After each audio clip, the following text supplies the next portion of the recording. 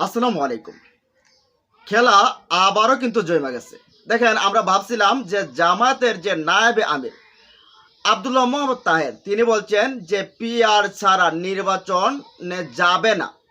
এবং আমরা দেখলাম যে জামায়াতের আরেকজন নেতা ডক্টর শফিকুল ইসলাম মাসুদ তিনি বলছেন যে নির্বাচন হতে দেয়া হবে না।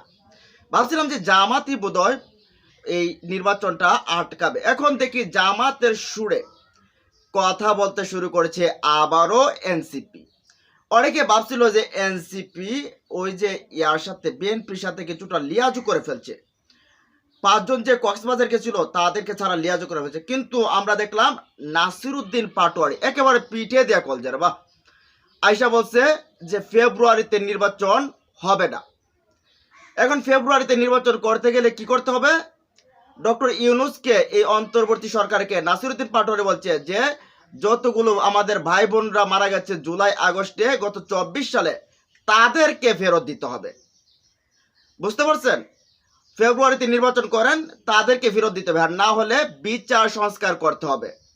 এখন তারপরে আবার বলছে যারা ওই 32,000 যারা পুঙ্গু হয়েছে, এই পুঙ্গু যারা হয়েছে তাদেরকে ফিরাই দিতে হবে।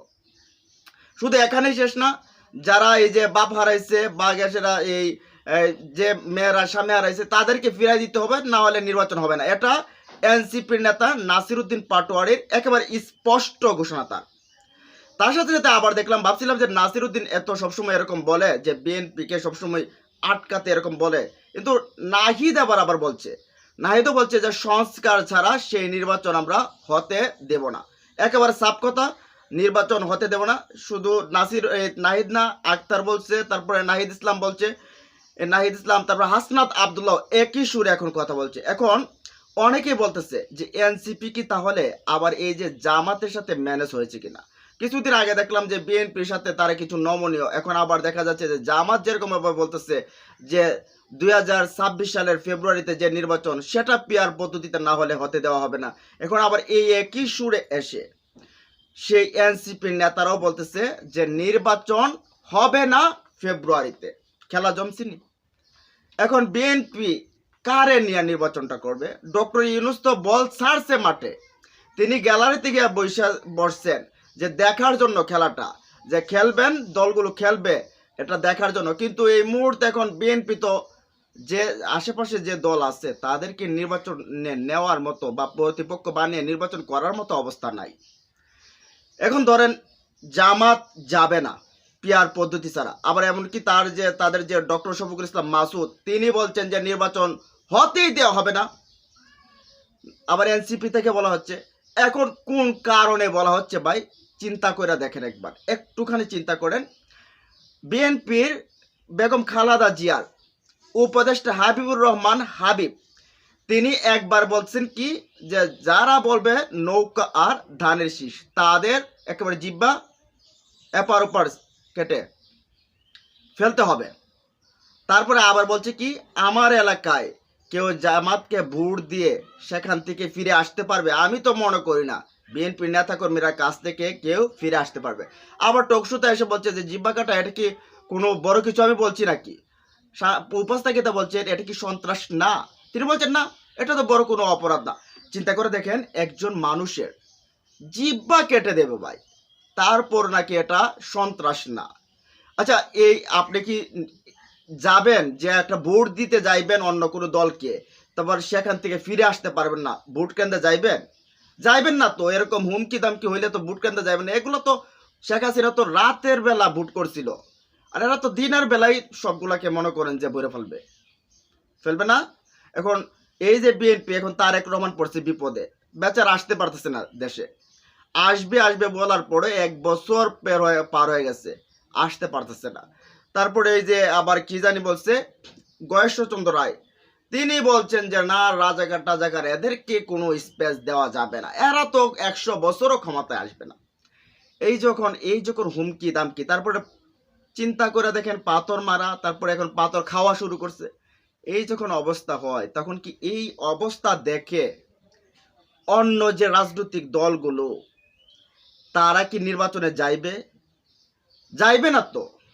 কারণ কি দেখেন প্রশাসন এখন নীরব, তাদের এই কথাবার্তা এখন তো এগুলোতে যে বলছে জিহ্বা কাটার পর এটা তো বড় অপরাধ, এটা তো হুমকি, এটা তো সরাসরি সন্ত্রাস, এটা তো ধরার দরকার, গ্রেফতার করা দরকার, সেখানে করছে না।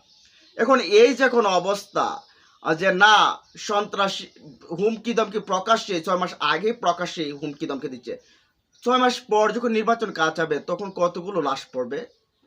এখন এই অবস্থাতে কোনো সংস্কার নাই, প্রশাসনে কোনো সংস্কার নাই, প্রশাসন বিক্রি হয়ে যাবে, তারপরে নির্বাচন ব্যবস্থার কোনো সংস্কার নাই, একটা দল আবারও গিয়ে শেখ হাসিনার চাইতে আরো বড় যদি শক্তিশালী হয়। এখন এই অবস্থাতে বিরোধী দলের যারা আছে নিজেকে বিরোধী দলে বিরোধী অবস্থানে মনে করে বিএনপির, তারা নির্বাচনে যাবে না। এখন জামাত যে সুরে কথা বলছে, এনসিপি একই সুরে কথা বলছে, এখন ফাঁকে বিপদে পড়ছে কিন্তু জামাত এই বিএনপি ভাই। আর বিএনপি যদি নির্বাচন না দেয়, যেমন মির্জা আব্বাস সাহেব বলছেন যে ফেব্রুয়ারিতে যদি নির্বাচন না হয় তাহলে আমাদের জন্য ঝামেলা হয়ে যাবে। ফেব্রুয়ারি হচ্ছে তাদের লাকি কি, কারণ ফেব্রুয়ারিতে নির্বাচন না হলে তাদের জন্য ঝামেলা হয়ে যাবে। এখন এই ফেব্রুয়ারিতে নির্বাচনে যাবে কিভাবে? এই যদি হুমকি দামকি হয়, সন্ত্রাসী কর্মকাণ্ডের মতো যদি আগেই আচরণ করা শুরু করে যে না অন্য কাউকে ভোট দিতেই পারবেন না, আপনি কেন্দ্রের থেকে ফিরে আসতে পারবেন না, তখন কি নির্বাচনে যাওয়ার কথা না তো। এখন অবস্থাটা এমনই দাঁড়াইছে। তো চিন্তা করে দেখেন, এখন জামাত নির্বাচনে যাবে না, নির্বাচন করতে দেবে না।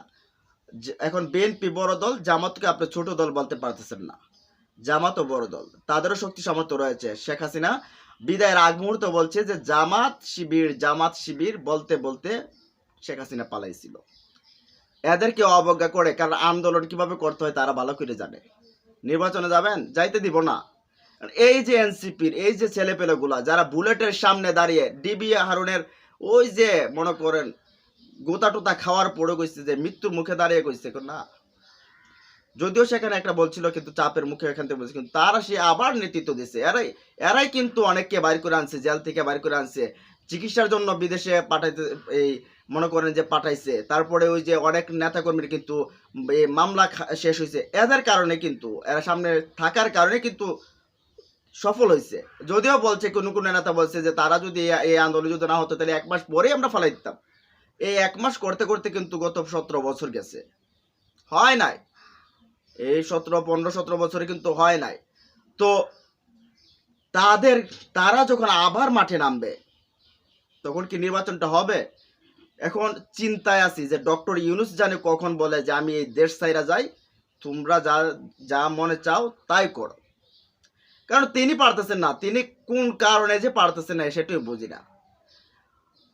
তিনি এসে বলছিলেন যে দেশটাকে সংস্কার করা দরকার, অথচ তিনি এখন নির্বাচনের দিকে একটা দৌড় জাপ করে দিয়ে একটা ওই যে মনে করেন যে শাক দিয়ে মাছ ডেকে চলে যেতে চাইতেছেন।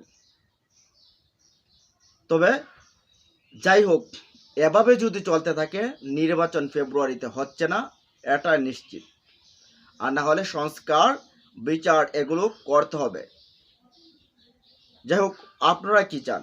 নির্বাচন ফেব্রুয়ারিতে হোক, এর আগে সংস্কার বিচার চান কিনা জানাই দিন কমেন্ট বক্সে। ভালো থাকুন, সুস্থ থাকুন, আল্লাহ হাফেজ।